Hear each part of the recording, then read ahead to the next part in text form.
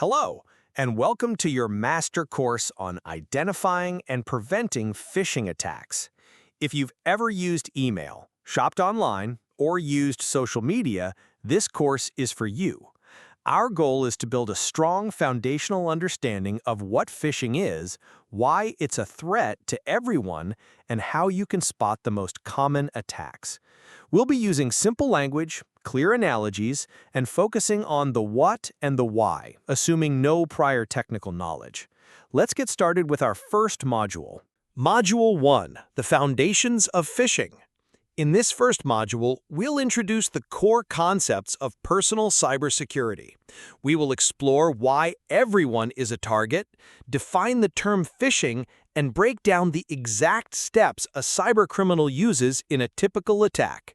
Lesson 1.1: Why you are a target, even if you're not a millionaire.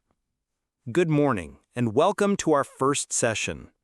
Many people believe they aren't targets for cybercriminals. They think, I don't have much money in my bank account, so what could a hacker possibly want from me?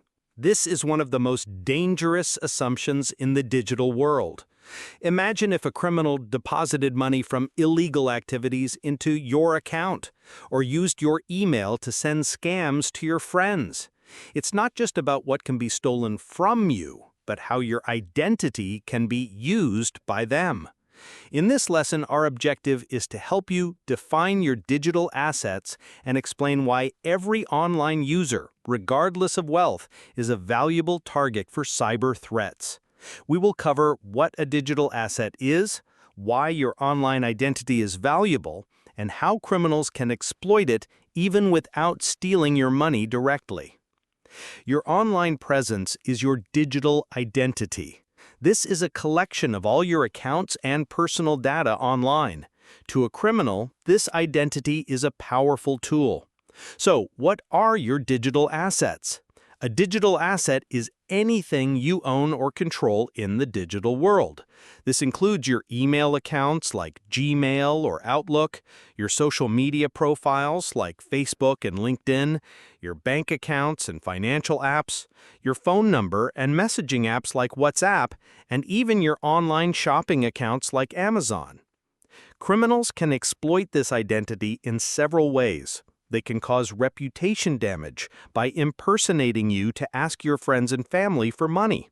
They can spread scams by using your email or social media to send phishing links to all your contacts, using your trusted name to trick others. And they can use your accounts as a cover for their crimes, making you the initial suspect.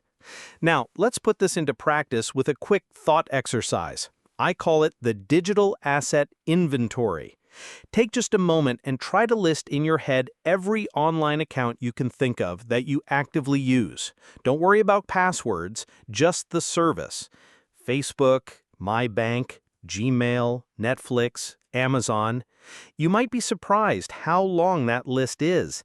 This list represents your digital footprint and everything you need to protect. To wrap up this lesson, let's consider a common scenario. A friend tells you, I don't worry about getting hacked, I'm broke. How would you explain why their free email account is still a valuable target for a criminal? A great answer would be something like this. I would explain that a criminal isn't just after money. They could hijack the email account to impersonate my friend, send scams to everyone in their contact list, or use it to reset passwords for other, more sensitive accounts. The account itself is a tool for bigger crimes. Lesson 1.2. What is phishing? The digital phishing trip. Narrator. Welcome back. Imagine a fisherman on a lake. He doesn't just grab fish with his bare hands. He uses baits on a hook to trick the fish into biting. Cybercrime works the exact same way. Phishing is a type of online fraud where criminals use tempting or urgent bait to trick you into giving away your valuable information. In this lesson, our learning objective is to define phishing and identify its primary goal. We'll discuss the sensitive information attackers are after and list the common ways they deliver their bait. At its core, phishing is a psychological manipulation trick. Attackers pretend to be someone or something you trust, like your bank, a delivery service, or a colleague, to fool you into taking an action you shouldn't. The goal, the catch they are phishing for, is your sensitive information. This includes credentials, like usernames and passwords, financial information, like credit card numbers, and personal details, like your full name, address, or social security number. This bait can be delivered through several common channels.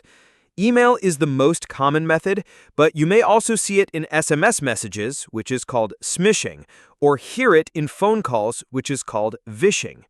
These often lead to fake websites designed to look identical to real ones. Now, let's practice spotting the bait. I'll give you a few scenarios.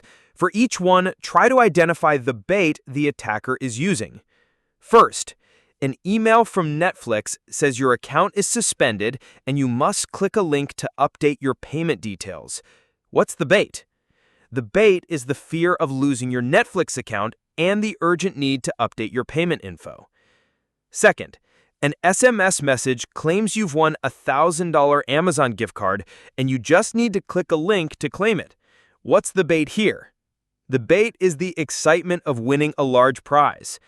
And third, a pop-up on a website warns that your computer is infected with 5 viruses and you must download their scanner immediately to fix it. And the bait? The bait is the fear that your computer is infected and the urgent need to fix it. So, to summarize this lesson, what is the main goal of a phishing attack? What is the bait and what is the catch? The main goal is to trick a person into voluntarily giving up their sensitive information. The bait is the fake message, like a prize offer or a security warning, and the catch is the victim's passwords, credit card numbers, or other personal data. Lesson 1.3: Anatomy of a Phishing Attack. A 4-step takedown. Now that we know what phishing is, let's pull back the curtain and see exactly how attackers execute their plan. A successful phishing attack isn't a single event. It's a sequence of calculated steps. Our objective in this lesson is to outline the 4 common steps of a successful phishing attack. Here's the attacker's playbook. Step 1. The bait. The attacker sends a fraudulent message, usually an email, that impersonates a trusted source. The message contains a call to action, urging you to click a link or open an attachment due to a problem or an offer. Step 2. The hook. The victim, believing the message is legitimate, clicks the malicious link. They think they are going to their real banking website or a familiar service. Step 3. The reel-in. The link takes the victim to a fake website designed to be an identical copy of the real one. The fake site will have a form asking the user to log in or verify their information. Step 4. The catch. Once the victim submits their information on the fake site, that data is sent directly to the attacker. The attacker can now use these credentials to log into the real account, steal money, or launch further attacks. Let's test our understanding of the sequence. I'm going to give you the 4 stages in a random order. See if you can place them in the correct sequence. The stages are A. A user clicks a link in an email they believe is from their bank. B. An attacker uses a stolen password to log in to the user's real bank account. C. An attacker sends a mass email with the subject "Urgent, your account has been suspended." D. The user lands on a fake banking website and enters their username and password. The correct sequence is C, A, D, B. First, the attacker sends the bait, C. Then the user clicks the hook, A. Next, the user is reeled in by the fake website, D. And finally, the attacker gets the catch and misuses the information, B. Let's check our final understanding. What is the specific purpose of the fake website in a phishing attack, and at which of the 4 steps does it appear? The fake website appears in step 3, the reel-in. Its purpose is to trick the user into thinking they are on a legitimate site, so they will confidently enter their private information, which is then captured by the attacker. You have now completed the foundational module on phishing. You understand why you are a target, what phishing is, and the step-by-step process attackers use. In our next module, we'll dive deeper into the different masks an attacker can wear. Module 2. The Phisher's Playbook. Common Attack Types. Welcome to Module 2. Now that you understand the mechanics of phishing, we will explore the different types of attacks you are likely to encounter in the wild. Lesson 2.1. Deceptive Phishing. The wolf in sheep's clothing. Imagine receiving a perfectly crafted email from a company you use every day, like Amazon or your bank. It has the right logo, the right colors, and a professional tone.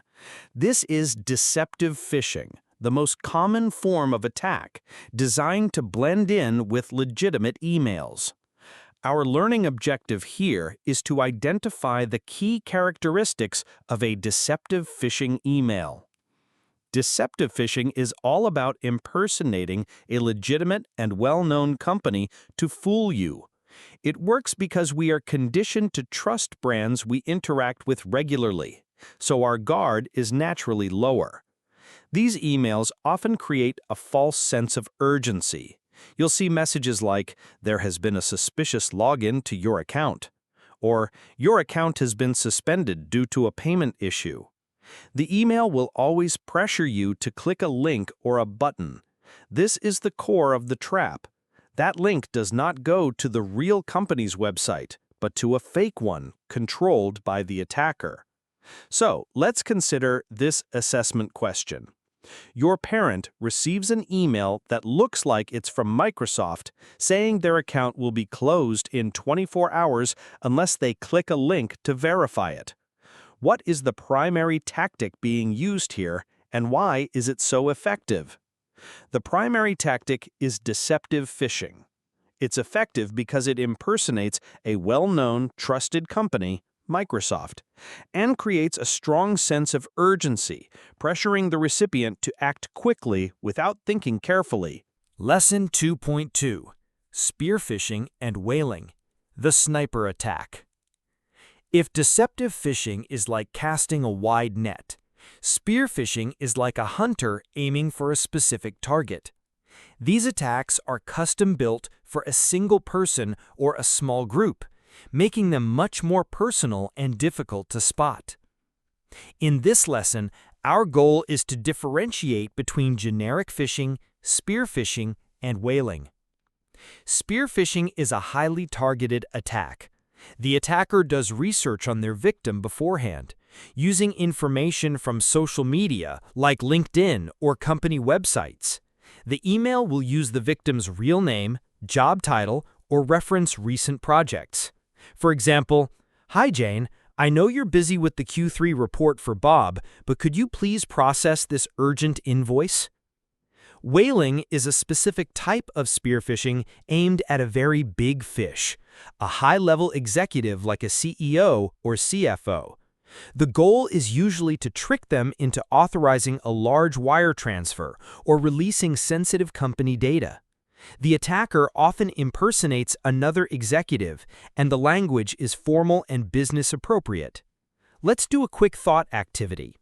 Think about the information that is publicly available about you online, your job on LinkedIn, your friends on Facebook. How could an attacker use 2 or 3 of these public details to create a spear phishing email that would seem believable to you? It's a bit unnerving to realize how convincing a personalized attack can be. Now for our assessment. An email is sent to thousands of random users saying, "Dear customer, click here." A second email is sent to the head of accounting, "Hi John, following up on our call, please find the attached invoice." Which email is spear phishing and why? The second email to John is spear phishing. It is targeted at a specific individual, uses a plausible context, and is tailored to his job role. The first email is generic deceptive phishing because it's impersonal and sent in bulk.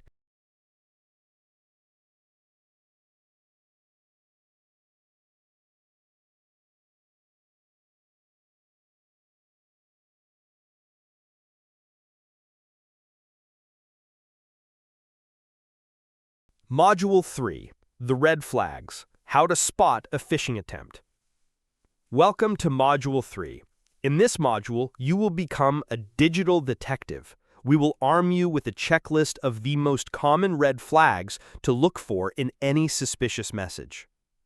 Task 3.1. Red Flag Number 1. Scrutinizing the sender's email address. When you receive a letter in the mail, you glance at the return address. In the digital world, this is the single most important habit you can develop. Our objective here is to explain how to inspect a sender's email address to identify a potential phishing attempt. An email shows a display name, like PayPal support, and the actual email address. The display name is easy to fake. The actual address is what matters. On most email clients, you can hover over the display name to reveal the full address. You must focus on the domain name, which is the part of the address after the @ symbol. A real email from PayPal should come from a domain ending in @paypal.com. A suspicious one might be support@paypal.security.net. Attackers use common tricks like misspellings, for example, microoft.com with a 0 instead of an O. They also use deceptive subdomains. In the address paypal.com.security-alert.com, the actual domain is security-alert.com, not paypal.com. Let's be domain detectives. For each email address I list, decide if it's likely legitimate or suspicious for an email claiming to be from Apple. 1. Apple-support@mail.com. Pause. Suspicious. The domain is mail.com, not apple.com. 2. Security@apple.com. Pause. Likely legitimate. The domain is apple.com. 3. Verify@id.apple.com.work. Pause. Suspicious. The real domain is .work, not apple.com. 4. Support@apple.co. Pause. Suspicious. The domain is apple.co, a common typo for .com. To wrap up, you receive an email with the display name Netflix, but when you hover over it, the email address is billing@service-netflix.com. What is the red flag here? The red flag is the domain name. The real domain is service-netflix.com, not netflix.com. A legitimate email would come from an address ending in @netflix.com. Lesson 3.2. Red Flag Number 2. Decoding the message, tone, and errors. Legitimate companies spend a lot of time and money making sure their communications are professional. Phishing emails, however, are often created quickly, leaving behind obvious clues. In this lesson, our objective is to identify phishing red flags based on the tone, grammar, and generic nature of an email's content. First, look for generic greetings. Legitimate companies usually address you by name. Phishing emails often use vague salutations like "Dear valued customer" or "Hello friend." Second, watch for spelling and grammar errors. Are there obvious misspellings, poor punctuation, or awkward sentences? These are huge red flags. Third, be wary of a sense of urgency or fear. Phishing attacks want you to act fast, without thinking. Look for threatening language like "Your account will be suspended in 24 hours" or "Immediate action required." Let's find the flaws in a fake email. Listen for at least 3 red flags. The subject is "Urgent action needed." The body says, "Dear customer, we have detected suspicious activity on your account. For your safety, access is locked. You must click here immediately to verify your identity or your account will be closed forever." Did you spot them? 1. The subject line and body create urgency and fear.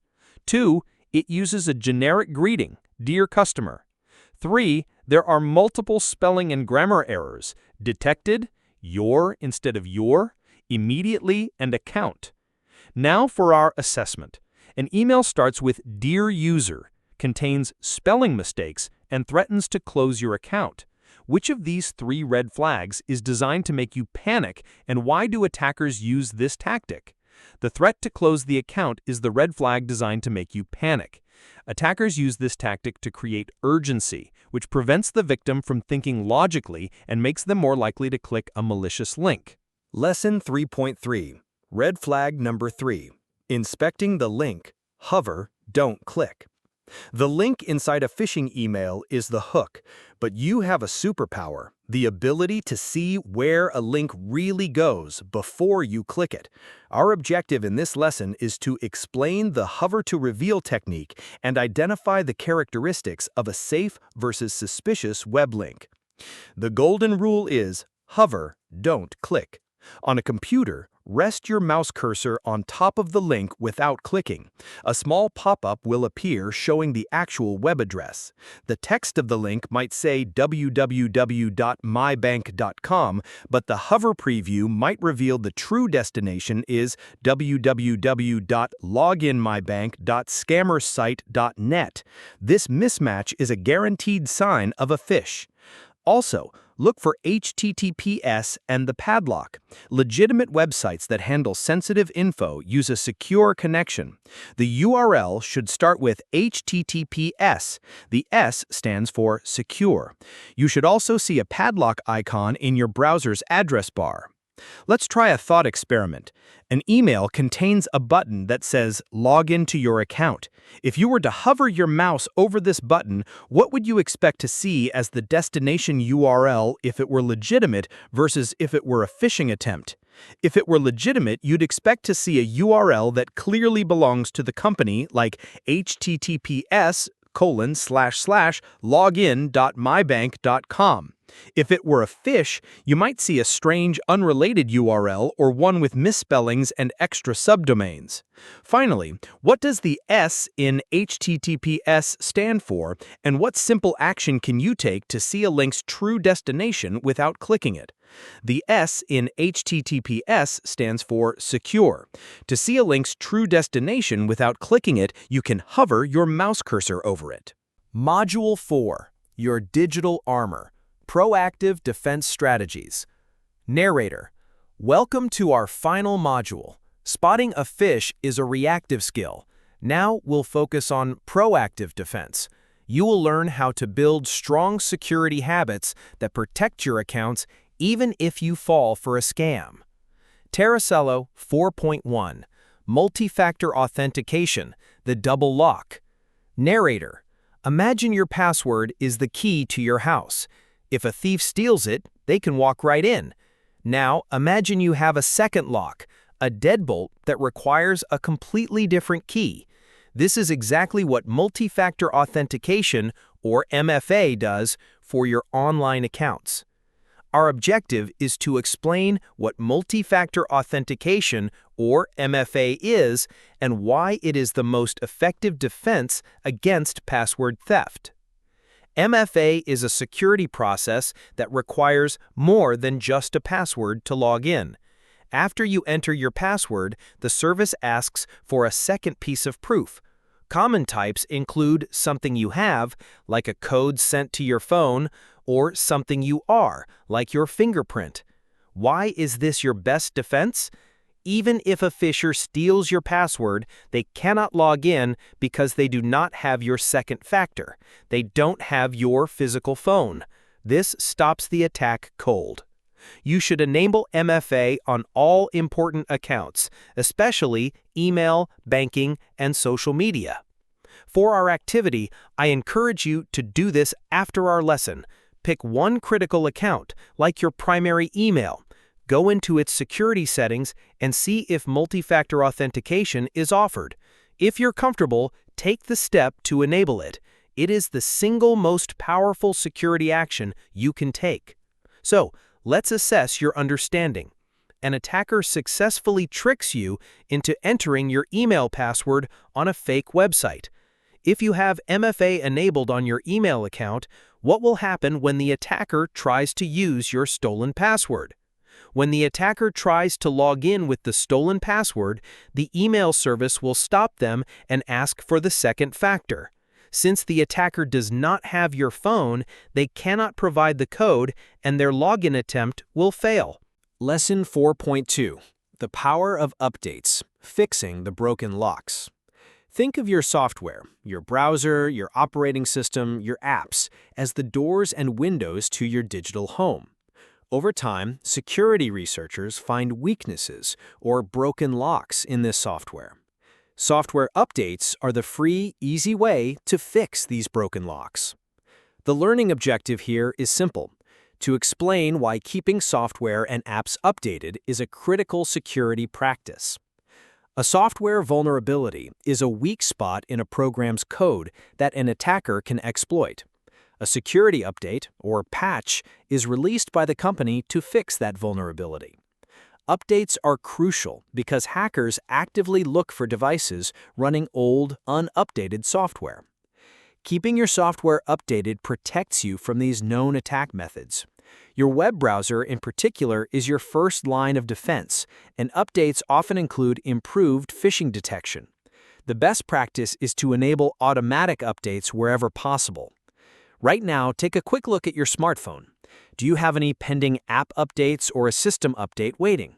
If so, this is a real-world example of security patches being available to you.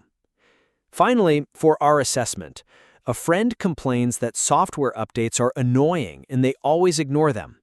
In simple terms, explain the security risk they are taking by using the broken lock analogy. You could tell them that ignoring an update is like knowing you have a broken lock on your front door and not fixing it. Hackers know exactly how to exploit that broken lock, and by not updating, you're making it easy for them to break into your digital home. Final course conclusion. Congratulations on completing this master course on identifying and preventing phishing attacks. You have built a complete foundational understanding of one of the most common threats in the digital world. Let's review the critical knowledge you acquired. In Module 1, you learned that everyone is a target because your digital identity is a valuable tool for criminals. In Module 2, you explored the Phisher's Playbook, learning to recognize the different forms of attack, from broad, deceptive phishing to highly personalized spear phishing. In Module 3, you became a digital detective, equipped with a checklist of red flags to spot a phish, including inspecting the sender's address and knowing how to safely check a link. And in Module 4, you built your digital armor. You now understand that multi-factor authentication is the ultimate safety net, and that keeping your software up to date is like fixing the locks on your doors. Cybersecurity is not a one-time fix. It is a continuous practice of awareness and good habits.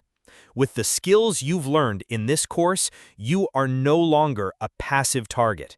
You are an informed, empowered, and prepared defender of your digital life. Stay vigilant, trust your instincts, and continue to apply these simple but powerful principles to stay safe online.